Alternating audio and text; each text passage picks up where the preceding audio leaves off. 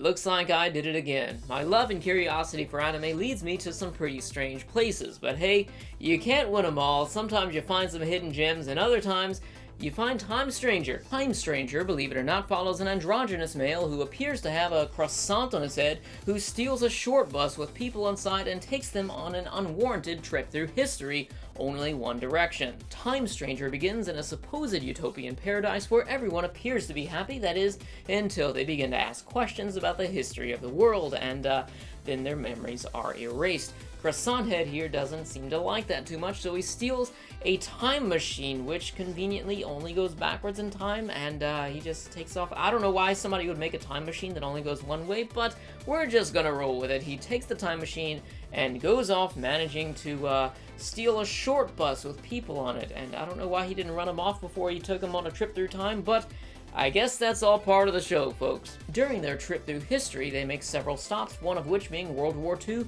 and the others being in different times of feudal Japan, and they actually meet some pretty historical figures here. We have Ieyasu Tokugawa, we have Nobunaga Oda, and we have Ranmaru Mori, and I thought it was pretty funny that one of the girls that was kidnapped by our Croissant Head here starts to fall in love with Ranmaru Mori, but apparently she doesn't know her history too well.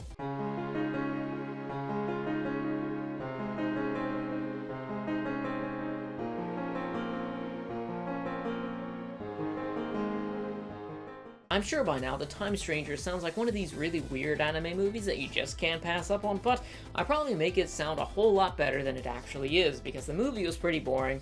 Our protagonist, the Croissant Head, is a pretty bland and dry character who doesn't have a whole lot of dialogue up until the end of the movie when he starts to tell us about his history and where he came from, but up until then, the only redeeming qualities that he had was, hey, it looks like he's got a croissant on his head. That amused me for a little bit, and when we went back to see his past, I kind of realized, like, considering that he's a character that has not seen any of the world's history, you would imagine that he would have a greater reaction to seeing it all, but it wasn't really the case. It was just a dry character throughout the entire movie. They also try and throw a twist into the mix as well by introducing two characters from his timeline with different intentions. One wants to fix the history and create freedom and peace in his future, and the other one wants to keep everything the same so they can keep their utopian society and remain in power. And I felt like they could have done a much better job of doing this, because it's kind of one of these things where two people have two different motives and you don't know anything about it until one of them explains like their big plan at the end.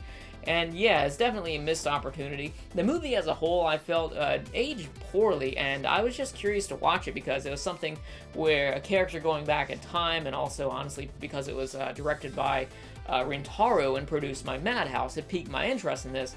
But it's definitely something that I can't really recommend. If you like what you see here, then you're free to watch it, but I just wanted to make the video just to share it because it's probably something that people have never heard of.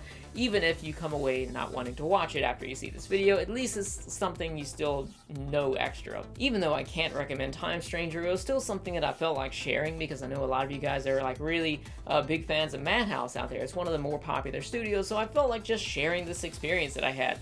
If you've seen Time Stranger, then let me know your thoughts about it in the comments section below, and I'll see you guys next time.